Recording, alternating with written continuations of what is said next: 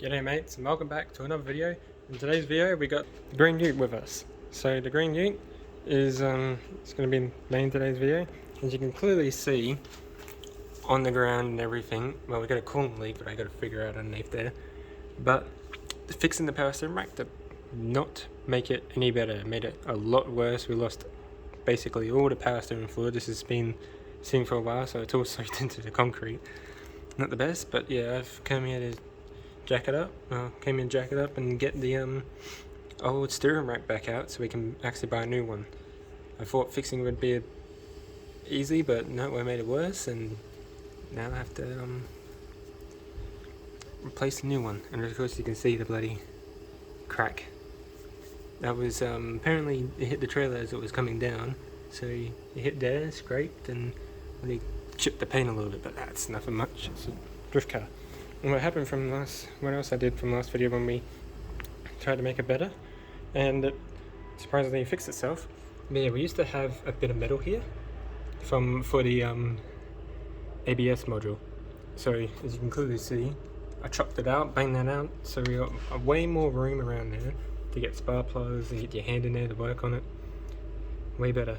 But yeah, I got my new GoPro camera that I'm gonna have in my head recording while I'm working on this thing. So now I just got to get the rims off and stuff like that, and I'll see you guys, well, not see you guys later, but see you guys on the go. Okay, so now we're on the camera. I got my phone here for a torch because I forgot to bring a torch, so if we bring you guys in here, we got this right here. So we got the split pin inside the nut for the tie rod end. We have to take that out so we can take the tie rod end off. So then I don't know where this camera's pointing, but yeah, then we can get that bolt down there and do the other side, and the steering rack should come out. I don't know what's going on with that coolant down there. It seems to be leaking from somewhere, but I'll figure that out. But yeah, hopefully you guys are recording this. I can't seem to figure out which way it's pointing, but yeah, it's like, so we just need to get that tie rod end, and hopefully everything will go fine. Yeah, it's like sort of locked up when you turn back the other way for some reason. But yeah, I'll undo that tie rod end here, and then I'll undo that, and then continue on from there, really. So yeah, we got this here, so we'll grab this, and I'll throw my phone down there so I can put a bit of torch there. Hopefully that's, move the camera, hopefully that's pointing where I need it to be pointing. So you bend that down, and then it's probably sometimes better to grab a hammer. It's also, I put it in the wrong way. I've probably been better putting the other end, that end, through that side, so you actually have a bit more room. But that's fine. Actually, no, I think the brake disc is in the way there, but yeah, well, I don't know why that's so locked on. That wasn't like that before. Oh well, that is what it is. But yeah, now I just need to tap that out, which I'll grab a hammer, tap that out, then I can loosen that off. Okay, so got this done here. So you put your long nose pliers in there. You sort of get that as flush as you can. I like the cameras. Right there. And you grab a hammer. Try not to hit your hand, and just, there you go. Now it's out. I think with this car they were sort of tight. So in the Commodore they are a 19. So undo them. Camera. And then we go like that. Loosen it off.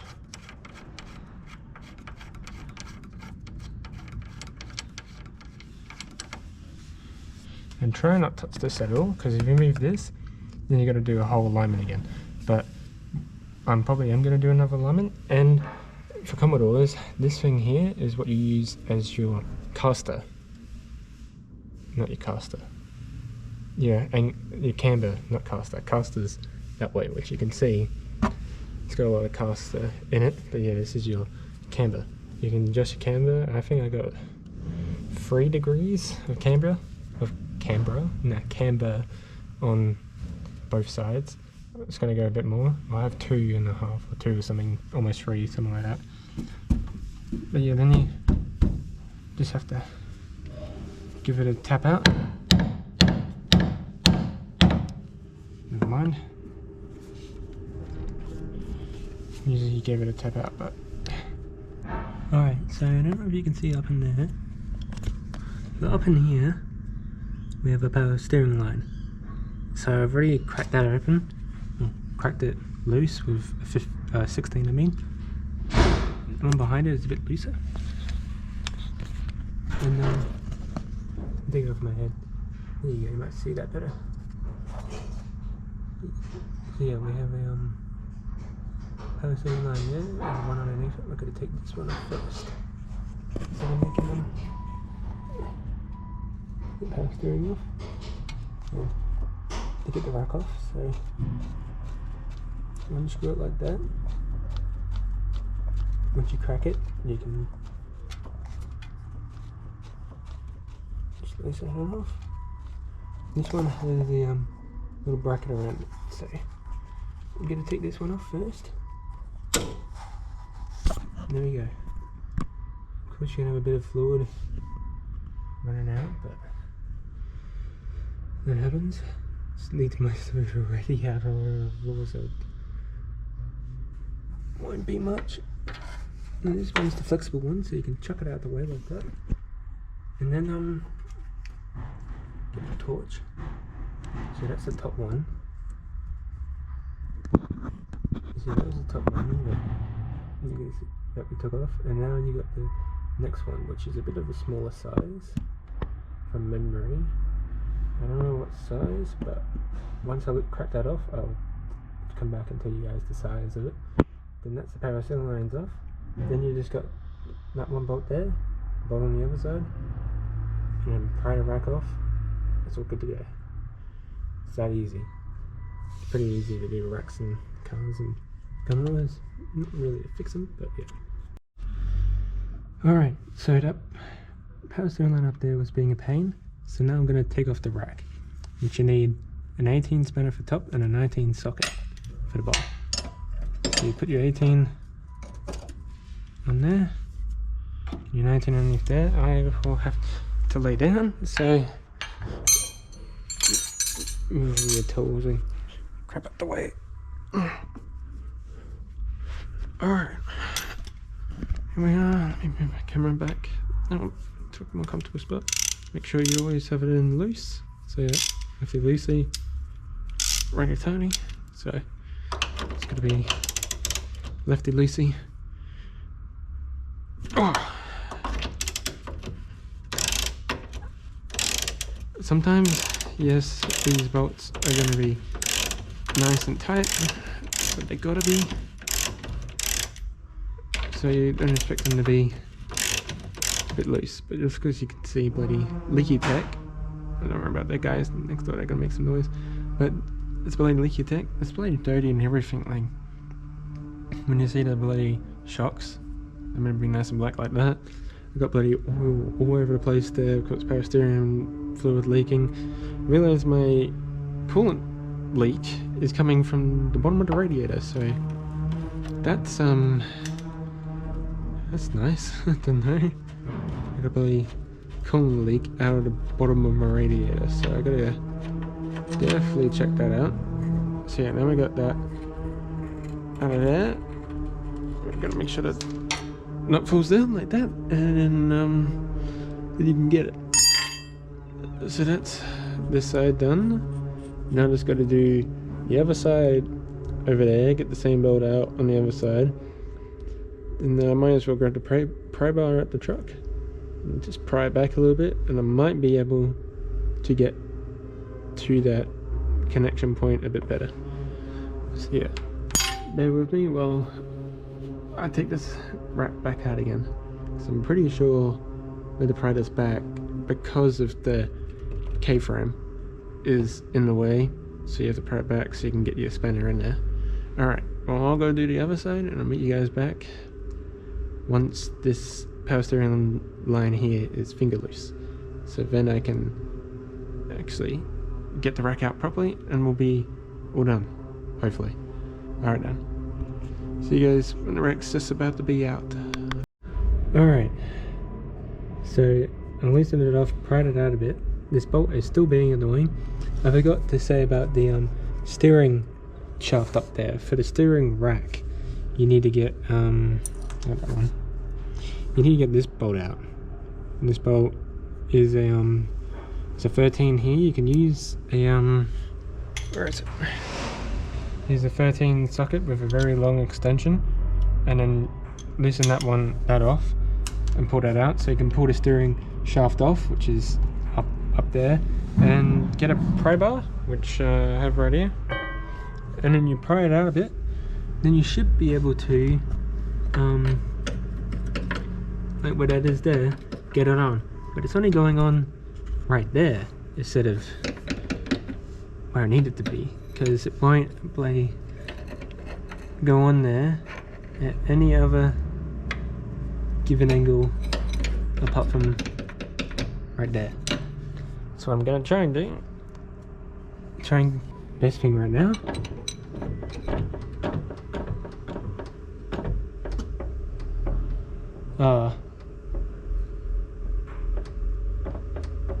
as you can see there,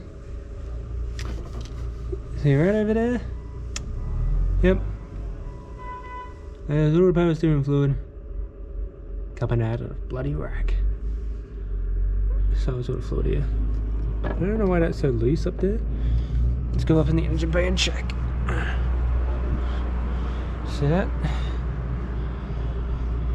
So that cable there, let's just flop it around in the engine bay. Okay, so that's a bit, it's alright then. At least it's got a rubber on the other end. So yeah, there it is. Now I just got to put the camera down there. I should be able to, yep. Oh, crap.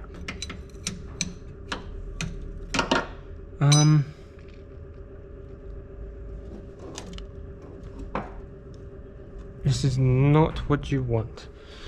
Okay, now we do that. So we get the jack underneath the steering rack, just like that, to hold steering rack up. Right now it's this far back. Now I can actually get on it without this thing being in the way. And get this line off. But yeah, it's definitely not the easiest thing to do, and I hope you guys enjoy this video. I'm just talking to try and get the silence away, I guess. But yeah, I hope you guys enjoy this type of video of me working on the ute. I try to make the videos, but sometimes I have my dad with me doing work on the car, and I find it a bit weird to record a video with my parents around. And there we go. So that's the last bit of the fluid out. That's the rack out. Alright. So now I've got out to the front. These have got my crappy clothes on because it's bloody just dirty as this car. And as you can see there, I'm pretty sure, we got the rack down on the ground. Let's go. So, mission accomplished. Bloody got the rack off now. And this is the main thing I needed to get off before next event. Apart from that, the whole car is basically ready. Like the blower and everything's basically all fine, set. I fixed the wiring here, which I don't know if I mentioned, or if I did that before the other video. Yeah, cable tie the back there. Used to have the other wires over here, one for the aircon unit, one for the old airbox here, and of course you got the one for the MAF flow sensor that I still need. So I cut out the other ones just cause I don't need them. So, and this is drift car, so it doesn't really matter, no one buys this, is gonna worry about it. But yeah, cut them back there, wrapped it around there, wrapped this whole new wiring around here, put it back, and have that all perfect instead of it melting on the exhaust from before. We got this wire over here which goes down to that passenger side head, which is a fuel like vapor thing, but there's a you can't really tell, but it goes underneath the throttle body. There's a little vent, well, hose connection piece underneath the throttle body, and that was like, what do you say it? That was leaking out air, making it run bad. The whole engine used to like shake and everything. Fixed that problem. But while we were at the track too, we had a bad vacuum leak out of this. So we got a new hose, put a drill bit in it, cable tied the thing around the drill bit to the hose, but it was really tight, but I still did it anyway. Put a cable tie around that, cable tied it around this, and that stopped our vacuum leak. Because we got this one here, but yeah, it kept blowing off the other connections I had there, which it's a bit confusing because I'm pretty sure it would suck and not blow, but it seemed to blow them off every single time. So, but now I'm done. That's today's video. We finally got the old green beast ready to go, and yeah, interior wise still good. Got the passenger, yeah, that's right too. So yeah, got a passenger door handle now, unlike before when I never had one in this car. We got the good old seats. These are were for the S13 before this thing was being built, and I need better seats than the normal seats. But yeah, this car's actually doing quite well. Don't worry about the door cards. I know probably some people might have seen it. Door cards having Chevy badges on them. It's how I bought the car. So yeah, don't worry about those. But yeah, so yeah, it seems like the radiator down, I don't know if you can see down there, I'll try and put my head down so you can see more. It's leaking from down the bottom there, leaking out of the radiator. I'll have a look at that before we go drifting next month. So I'm recording this on the Saturday, so this probably come out in a week's time, this video. But yeah, I'm recording this the day before round 2 drifting SA, which I'm going to tomorrow, which I'll make a video on. And I'm also editing a video today from last weekend, the Sydney Drags at the Sydney Dragway. So I'm going to edit that video tonight, have that video up tonight, hopefully, or maybe Sunday at the latest. Then I'll record drifting SA round 2 and JDM speed tomorrow, make that a video, and then I'll probably put this video out after that one, even though it's recorded before. But yeah, I'll put this video out after I finish JDM speed and the Haddock Drift Oil series. Bloody headband, buddy. A bit annoying. But yeah, now I'm done here. Now I'll put this rack in the truck, pack up everything, head home, and do some more work to the S13. Or do some random other stuff, probably clean some cars. But yeah, this is the main thing I've wanted to focus on. And I hope you guys enjoyed this video. Different type of one. Hope you guys liked the footage from a new GoPro 11. And yeah, I hope you guys enjoy. Don't forget to leave, like, subscribe, share with a friend if you come this far. I want to see if I can get to 50 subscribers by the end of the year on this channel. Make that happen. I'm pretty sure we got 23 subscribers right now. So share around and try and get me to 50 by the end of the year. If I do, if I get to 50 subscribers before the end of the year, I'll try and figure out, I'll put up a video celebrating it early, which will be a nice, not so legal video. But I hope you guys enjoy, and see you guys in the next one. Peace out.